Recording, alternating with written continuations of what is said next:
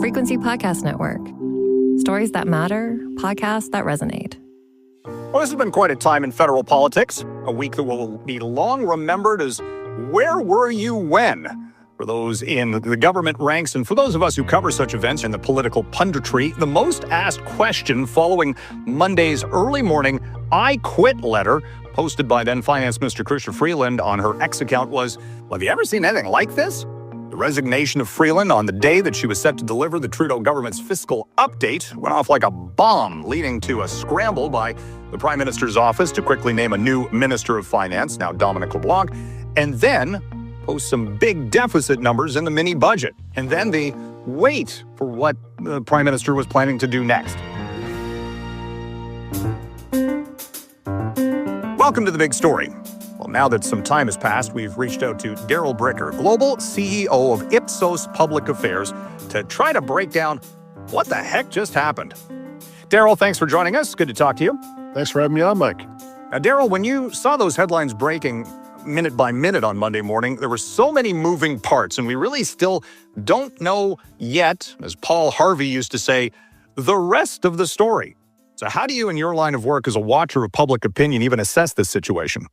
Well, the first thing I think of when I see things like this is understanding the current context and how this plays within what we already know about the state of public opinion when it comes to the status of the government and how people are looking at their political choices. So given that this is a government that's obviously back on its heels, that happened wasn't seen as, wasn't going to have an effect that was going to be neutral. We knew that it was probably going to be negative. Just how negative, it'll probably take a couple of days to sort out. So the next wave of polling, I think, will show whether or not the Liberals have dropped below their very low floor that they've recently established. I mean, what we've seen, Mike, is that over the space of the last 3 or 4 months, the Liberals' floor has gone from mid-20s down to low 20s or lower. So the question is, did they bust through that floor? And are they now in free fall? I mean, you can argue that they've been in free fall for a while, but really in free fall relative to the new floors that they've established. So that was basically what I was thinking. Like, how much worse can these things get? Are we not, though, at a state where it's kind of a vacuum? We don't know specifically the Prime Minister's intentions. The reports indicating that the Zoom call that he held with Chrystia Freeland Friday indicated that Mark Carney was waiting in the wings to come into this government to ostensibly be the new finance minister. That seems to be a report that is now being refuted, that Carney hadn't signed on and has been radio silent. So is it a situation where that uncertainty just builds to the negativity, if you will, about the government? Yeah, it really does, and particularly at a time in which Canadians have already said that they can't wait to really get an opportunity to pass judgment on this government. I think it heightens that sense that there needs to be a change. I mean, we put out a poll last week, Mike, that showed that 78% of Canadians said 78 said that we need to have a new party in power in Ottawa. That's as high as I've ever seen it, and this was before the events of Monday. Did the fall economic statement have any play at the end of the day? I mean, that was supposed to be the big story Monday. It certainly wasn't. The deficit numbers were well above estimates, and yet and all, at the end of the day, it seems like that is almost a second thought at this point, because it's fine for the government to do a 5-year forecast for a government that may not even last the next few months. Well, it's not like this government has a reputation with Canadians as being fiscally prudent. So that they busted through their deficit guardrail would probably not be a surprise to the Canadian public. The opposite probably would be a surprise to the Canadian public. So I think that whatever the bad news relative to the deficit situation was from the fall economic statement was something that people were already probably anticipating. Did those numbers, when you hear, a $62 billion deficit, a $48 billion this year, and then on and on and on, does that in any way, shape, or form make it even more difficult for an incoming government or the next government to deal with a problem that doesn't seem to be getting any better? Well, what it does is it sets a marker as to what the issue should be for governments to address. So The issue with this particular government is not so much the actual number as much as the direction. It always seems to be more every time they talk about it. So the question for the next government is, can they make it less? Now, what does less mean? Well, less means more than what it was just announced to be. So I think the numbers are generally more directional. It's really more about progress and actual progress rather than a commitment to progress. What about the timing of how this all transpired this week? Parliament is now off for the next several weeks for the Christmas break.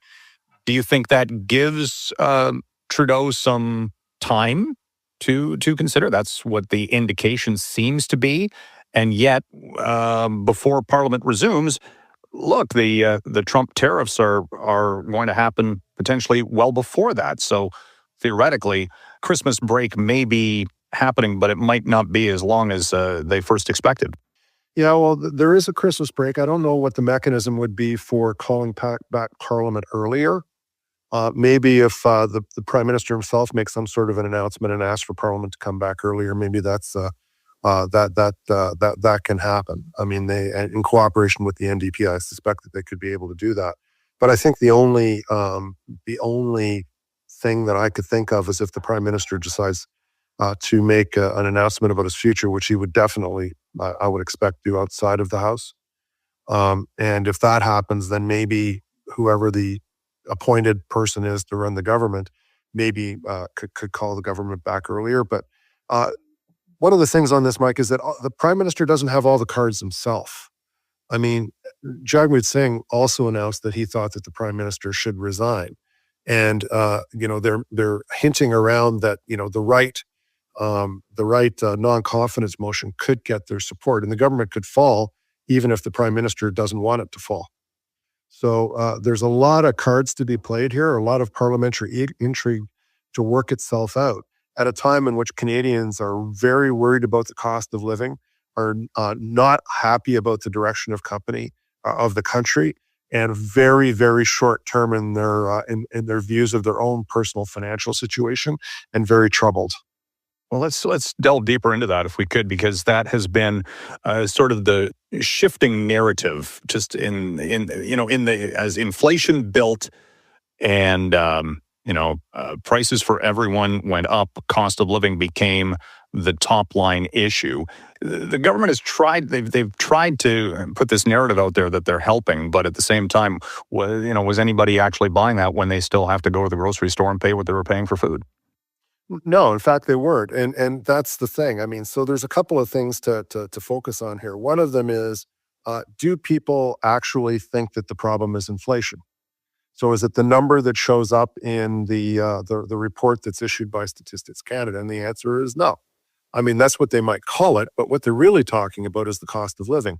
So their check on whether or not prices are under control is every time that they go buy gas, every time they go to the grocery store, every time they consider things like the Christmas gifts that they're going to be buying for their friends and family. And at the moment, they're seeing prices going up for all of those things, at least in their mind. And then whatever is happening to the inflation number is not correlated to that, at least it's the way that they look at it. The next thing is how they're actually dealing with this. And the way that they're dealing with it is they're cutting back. So every time we go out now and we ask people survey questions about, okay, say, for example, are you going to increase your spending this year for Christmas gifts? And we asked this after the announcement about the tax holiday, and that number's down by 10 compared to where it was last year. So if the effect of the contribution that the government was going to be making to the lives of people through tax relief was meant to inspire people to spend more, they certainly didn't get the message. So we're feeling very short term in our perspective, very oppressed in our perspective about the economy, and really looking at things to change. Well, Chrystia Freeland's exit letter basically called that a political gimmick, the GST holiday. Was that again a communications failure, in as much as it seemed to be a plan that was cobbled together on a napkin at the very last minute, that hadn't been put in place months ago to really telegraph it and sell it and make it sound, whether it's more than it actually turned out to be, but, again, from a political spin standpoint. Yeah, well, they probably were looking at what Doug Ford was doing in Ontario and seeing that, he had a pretty big lead over the Liberal Party, and this was kind of his strategy, so why don't we have a little bit of that? That's the way it felt like. But the difference is that this is not part of the profile that voters have for this particular government. And when they see this government spend a lot of money, they don't see it as being so much relief as them being imprudent. And that was reflected in the outgoing finance minister's letter. So I just look at the data and it just says, if this was supposed to inspire me to spend more, it didn't. And why didn't it? Well, because I think the public looked at it and said, this is probably more trouble than it's worth. Well, from a narrative standpoint, getting back to the finance minister's resignation letter, it wasn't implied in that letter back to the prime minister, but there's a lot of discussion today about this idea that this was another strong woman cabinet minister being pushed to the sidelines in the Trudeau government. Is that, it sounds like piling on at this point, but is that another thing that people are going to look at, whether it's true or not, that they see this as a narrative of coming out of the government, that it's like, they say one thing, but they inevitably end up doing something else? Yeah, I think that there is some merit to that. And given that they made such a big deal out of it. So if it was just a matter of course, and was the way that they operate, and their cabinet ended up being 50-50 based on merit or whatever, and it was just assumed, probably you wouldn't be facing this type of criticism that they're getting about the firing of a woman finance minister. But they made a big deal of it. So when they go in the other direction, obviously it really undermines their credibility on that. But I will remind your listeners that Justin Trudeau did exactly the same thing to Bill Morneau, previous finance minister. Exactly the same thing. Well, it also could indicate how the PMO is run, in as much as, the concentration of power, that everything at the cabinet level had to go back through the prime minister's office for multiple checks and balances and sign off. Just the way this government is structured. It seems at the moment to be very improvisational, very and focused on the looming election campaign, very focused on the prime minister's survival, and the charge that Chrystia Freeland made in her letter about people wanting the government to be focused on them rather than on themselves, I guess is kind of underscored by what we're talking about right now. And it's probably the way Canadians are looking at what's going on. But the improvisational nature of this, you announce it on Friday and you don't even know if you've got the person who's supposed to be the next Minister of Finance available for the cabinet shuffle, and then all of a sudden your current Minister of Finance leaves, drops a bomb on the way out the door, and you appoint Dominic LeBlanc as the Minister of Finance. That certainly doesn't look like Mark Carney. So you almost get the sense that Mark Carney played everybody here, and he wasn't going for Chrystia Freeland. He was actually going for the Prime Minister, and really undermined him.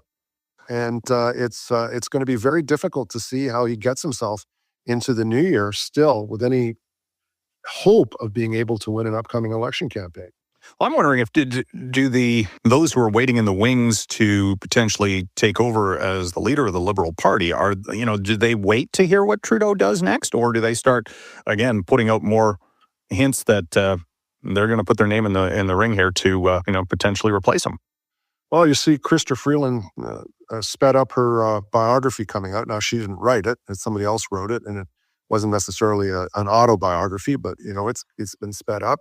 You saw Melanie Joly had a profile in the New York Times about the preferred organ for Liberal aspirants. I would say the New York Times being reported there. I'm sure that you're going to be seeing. You saw the former Premier of British Columbia, Christy Clark, was attending a whole bunch of events in Ottawa over the space of the last couple of days and posting all sorts of pictures of herself meeting with Liberal luminaries. So even if there isn't a leadership race, there's a leadership race. And does Mark Carney get involved? Let's see again. Well, I'm unfortunately spent a long time in this game, Mike, and my Machiavellian instincts kick in whenever I see these kinds of things going on. And that, what happened on Friday and then happened again on Monday, and Mark Carney's involvement around all of that. As I said before, I don't think he was ever going for Chrystia Freeland. Okay, so we're at year end, and typically this would be the time of year where you'd be doing your fearless forecast for the new year. But is it a state where is that even possible at this point to try to predict what's going to happen next year? How the mood of the country may or may not change? Is that even on the agenda right now? Very difficult to say. I mean, when we go out and we do ask Canadians, do you think next year is going to be better than this year? People do say generally that they think it's going to be better. I wonder if that's more hope than reality. Maybe we've been down so long, through the space of the last couple of years that you can only be optimistic about what's going forward. But on the political front, I mean, one thing we can absolutely guarantee next year is that there will be an election. What will happen in that election? A little harder to guarantee, but we look like we're probably setting ourselves up for a change in government, which most Canadians are saying, as I said before, 78% of us saying that we want to see. So people will probably get some optimism out of that happening. The big issue that everybody's going to be watching is obviously what happens in the United States with Donald Trump and his 25% tariffs on Canada, and then what the effects of that will be. They won't happen. The effects won't be right away, but they will happen over time, and what that's going to do to the Canadian economy is very much going to worry Canadians, and they're going to be looking for our provincial and our national governments to somehow find a way of dealing with it. So I think we're going to have an issue that's going to be a year that's going to be dominated by domestic politics and our relationship with the United States, and you're going to be spending a lot of time reporting on both, I would think. And maybe even adding an Ontario election into the mix too, but we'll leave that for another day. Okay. Okay. Good talking to you, Darryl. Appreciate it. Appreciate your time. Thanks, bye. Thanks again to Darryl Bricker, Global CEO of Ipsos Public Affairs. This has been The Big Story. Thanks for listening.